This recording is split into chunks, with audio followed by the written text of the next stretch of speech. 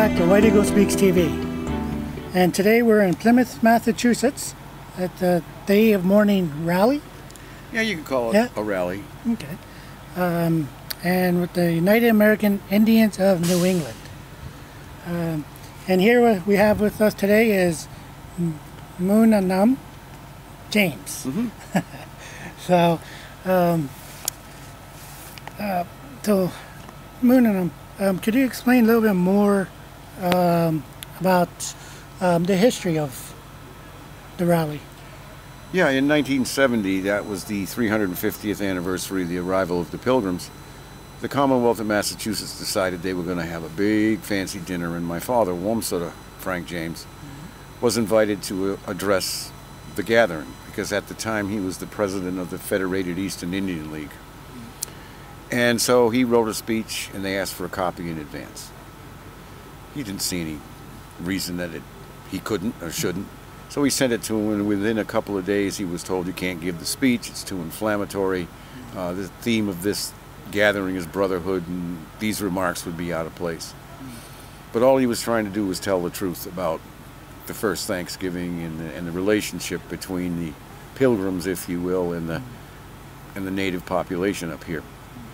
And so they offered to write a speech for him, and he refused to have words put in his mouth, basically. I mean, they sat down and they tried to talk it over. And so some members of AIM and a few other native people came to Plymouth and declared it a National Day of Mourning in 1970. And today's rally commemoration is the 46th National Day of Mourning. And I think I can say without being corrected, it's probably the longest running day of remembrance and protest, and because it's always been a protest. We've always protested about the mythology of the Pilgrims, the first Thanksgiving, and all those kind of things. So it's a very powerful day. Good. And what prompted your father to start this? Well, it was himself and a few other native people who said, wait a minute, you've been censored. I mean, this is supposedly a country that you can say what you want. In hindsight, and he and I discussed this before he passed, I said, Dad, what you probably should have done is said, oh yeah, I'll deliver your damn speech, and get up there and take your speech out of your pocket and just start talking and see what happened. But he just wasn't that type of a person. And then when they decided, let's form the National Day of Mourning, little did they know that we'd be here 45 years later. Wow, that's nice. I mean, and the support, I mean, you were mentioning about how many volunteers that come help? We have volunteers that work in the kitchen, that cook the meal. Now when I say cook the meal, all the food is donated, but all it needs to be is reheated, but it's potluck. And I think today we've probably going to feed 400 or 500 people. There was a lot of people on that hill. And we have a speak out at noon, and only native people are allowed to speak. The reason being that we can speak for ourselves. We don't need anthropologists and these so-called experts telling us who we are.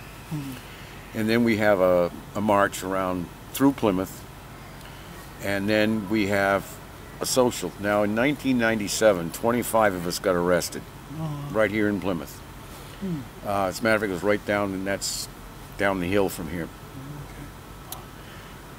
We just wanted to do like we did today, a peaceful march. Well, we got jumped by the state police, the local police, and the sheriff's department, and 25 of us were arrested.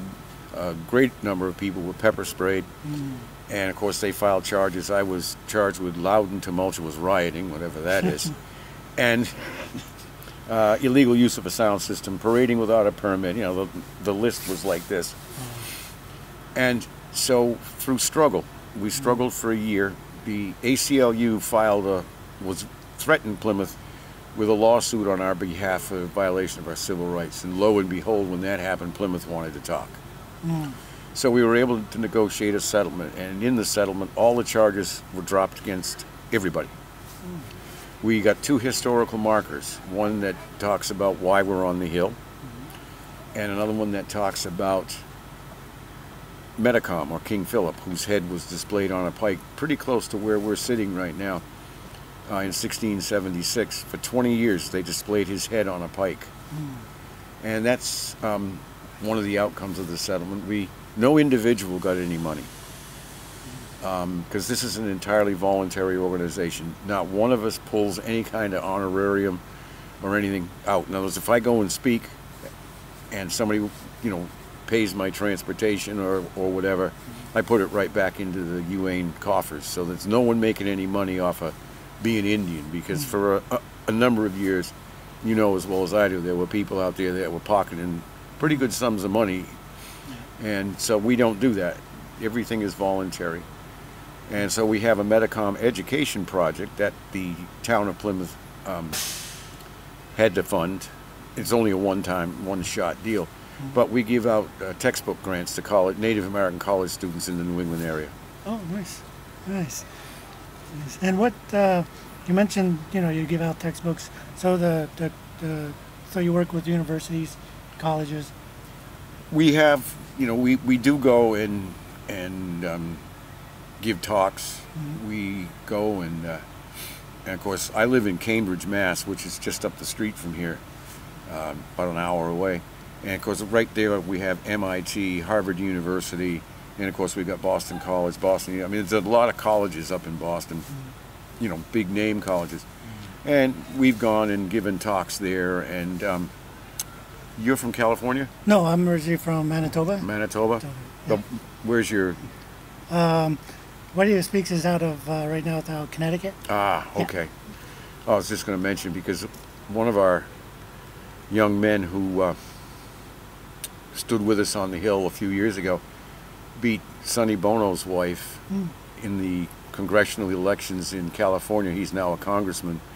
And he was a student at Harvard, and that's where I met him. I went and gave a talk at Harvard, and he said, boy, I got to get with you. And he's native, so that's pretty much the whole thing in a nutshell. Yeah, and you have different speakers you mentioned. And, yeah. And do they come from all over? They come from all over. We don't usually know who's going to speak until we get here, because some people can't make it every year. Some people financially can't make it. So it's like my co-leader, Matoi, she's a Lakota woman. She's the one that sort of runs the program. Okay. But we only allow Native people to speak here, as I said earlier. And so, but we don't make people show band cards or any of that kind of thing. I figure if somebody wants to bogart us, so to speak, by telling us that they're Native and they're not, and wants to get on the program. But the reason we do that, and this is what the elders set up way back, but when I say Native people, I'm talking from the tip of South America all the way up through Canada. Because in this hemisphere, they are the First Nations people. And so they're more than welcome to speak. We don't allow giving out any political literature or anything else like that on the Hill while the actual ceremonies are taking place. Once they get back to the social hall, we allow, like Leonard Peltier's Defense Committee to put out literature. We have other organizations that want to pass out their newspaper. It doesn't bother us. But on the Hill, we don't want any kind of a political interference kind of thing. Yeah. Good. And what, like like there's buses that come here from Boston? Boston, New York, we get people. Matter of fact, the elder who did the opening prayer, and he did the prayer right out here, he was in Mexico visiting his family, and he wasn't going to come up this year. And then all of a sudden, he said a few days ago, I got the call, and he decided to, not with us on the phone, something told him to get up here and do that opening prayer. So that, to me, tells me that this is a very powerful day, when someone will hop on a plane and fly back from Mexico, and tonight he's flying back down to come up here and give the opening prayer. Yeah, that is an honor to have somebody come up. And with and today, you had many speakers today that we saw, which is very, very positive. And another question is, how does the city of Plymouth? Well, the settlement that we reached after we all got arrested and got the charges dropped is basically that we can have National Day of Mourning every year. We don't have to pull any permits. The only thing that we are obligated to do is to notify Plymouth of the march route by the 1st of November. And we've done that religiously, and we follow that route. And we have also asked that there not be a lot of uniformed police presence around, because that, to me, just ruins the day. Now, I understand with everything that's going on in the world right now that they're on a higher state of alert and they have more patrolmen out and things like that. We saw more police today than we've seen in years since the settlement of '98. But Plymouth, actually, I mean, both of these churches welcomed us for our social and all these kind of things. So I mean, and a lot of Plymouth residents. You noticed on the hill that it wasn't all native people. We had, you know, probably Irishmen and Frenchmen and a lot of Muslims and Palestinians and you name it. It's like we talk about the four directions, people from the four directions all the time. And that's another powerful thing is at least for a couple, 3 hours, I feel that we liberate Plymouth from the lies and the mythology. And by the comments that I've gotten today, that I guess we did a pretty good job. Yeah, you did. It was beautiful. I mean, it was wonderful seeing how everybody came together. Yeah. You know, and that's what you know, that's what it needs more in the world. You know, coming together like well, that was, I mean, with the political climate that's going on now, with the refugee situation and all this. When I spoke today, I reminded the non-native people that they are primarily either at one time were a refugee or someone seeking some sort of asylum or something like that. And our way of thinking, there really were no such things as borders. I mean, we each had territories. We respected the other person's territory. But we also feel that if someone was in need, we're going to take care of them. You know, bring them in. Protect them if you can. So this, you know, but with the climate, it wasn't difficult to write the remarks today because, you know, we've had that kind of a no borders attitude since we started. Because, well, I don't know about you, but I mean, under a treaty, of course, you and I can pass between the two countries without supposedly being harassed.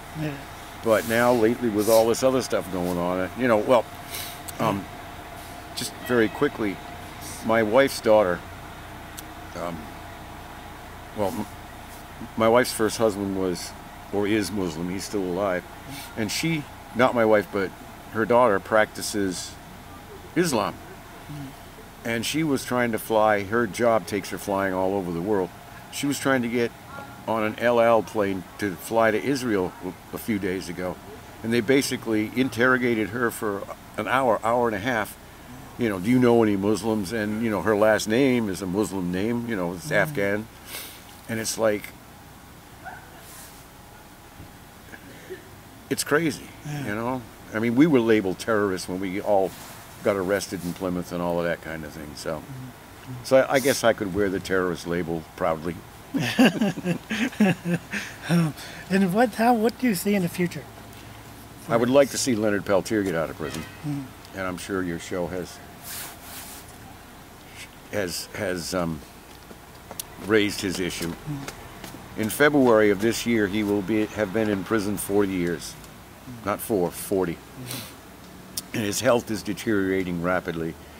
And our push right now, our major goal for the year is to petition the president, flood the White House switchboard with calls to get him out of prison. And that's what I see. Yeah. I'd love to have him standing next to me next year. Yeah. I know there's a lot of people out there who really want to see that too. I know. I mean, and one more last question is, where can people find more information? They can go on our website, and it's very simple, uaine.org.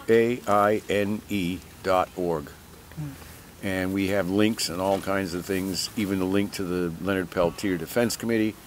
We have links to the Committee of 500 Years, which is an anti-mascot issue organization. And we also we post our talks. We post well, there is a history of the organization. It's all right there. I mean, it's we don't do it. It's done for us by a web person that volunteers to keep it updated. Because, like I said, I'm not a high-tech Indian by any stretch, you know. But that's how they can do it. Oh, thank you. Thank you very much. And again, we're in Plymouth, Massachusetts, with Moonanum James. And it was an honor and pleasure to have you on White Eagle Speaks TV. So. Thank you. Thank you very much. Thank you. Again, join us next time for White Eagle Speaks TV.